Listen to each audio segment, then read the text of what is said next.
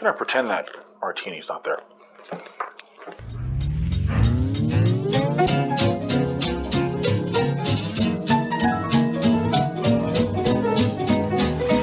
Get it.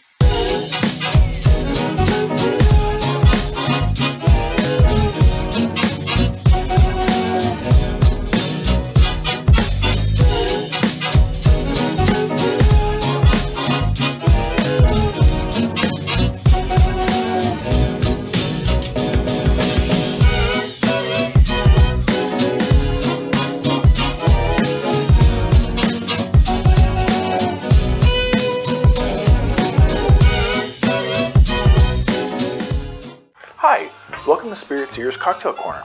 Today what I have for you is another cocktail from the 1917 book, Recipes for Mixed Drinks by Hugo Insland, and this is basically just called the gin cocktail. And I've mentioned before that, there's something amazing about a simple cocktail that is just 2-3 ingredients, and this is another example of that. This is fantastic. This is just gin and bitters. It is that simple.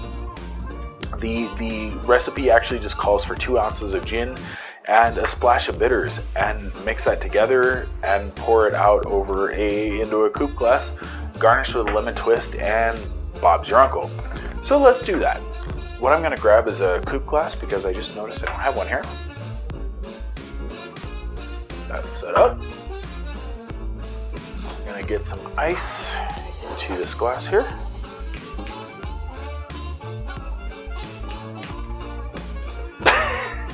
I can't win tonight. At least it's just water, huh? That totally just covered this whole section of my kitchen with ice chips. So it was quite something to watch. Okay. So we're, again, 2 ounces of gin. And I am using the Water Pocket Temple of the Moon gin. Fantastic gin. It's subtle, it's gentle, it's great in a cocktail like this that is really, I don't want to say understated, but it's really just a simple. You want the spirit to sit forward on this, and this is going to do that because it doesn't beat you upside the head with a Christmas tree. It just doesn't. It's a good gentle gin. It's great to just sit and sip on.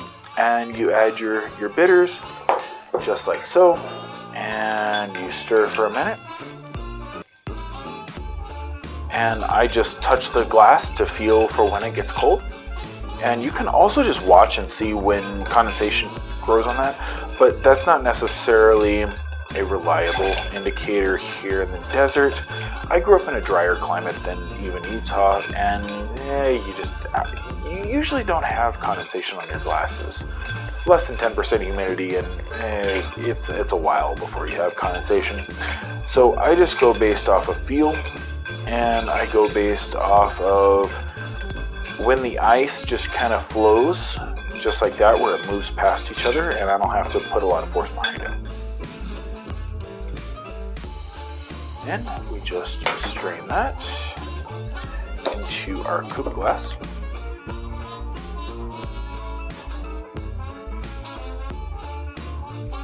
And it is that simple. And then we grab our peeler and we grab a lemon twist.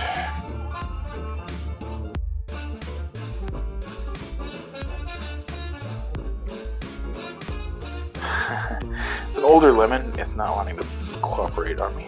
There we go. Well, that is an old lemon. Okay.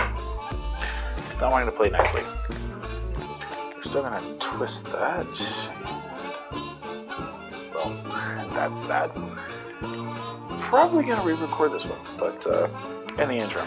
The orange, when I made this cocktail before, the orange bitters sit forward in the nose and it phases into the gin, and if you use a more subtle gin, it really is just a relaxing, gentle cocktail. You just enjoy the spirit for the spirit's sake, and there's something to be said for that. And okay, I got rid of the really old orange lemon peel, and it's gotten a lot better.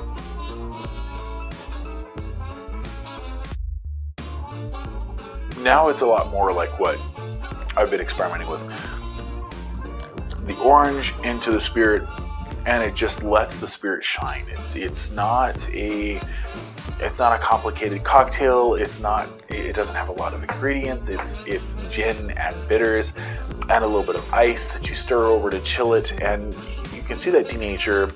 The gin, as with any non-chill filtered spirit, you can kind of see it kind of takes on a milky sort of quality to it, and part of that is the proteins that are just inherent in the spirit.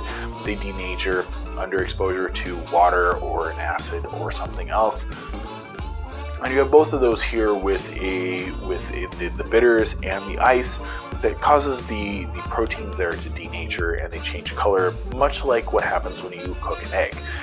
This is the same thing. It just lets the spirit shine through.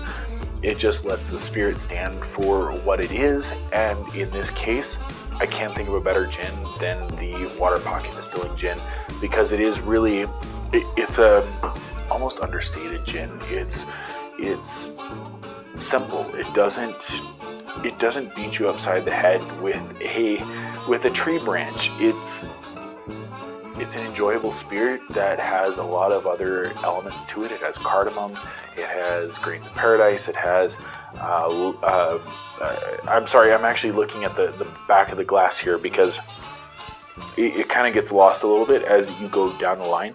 There's a little bit of ginger there as well.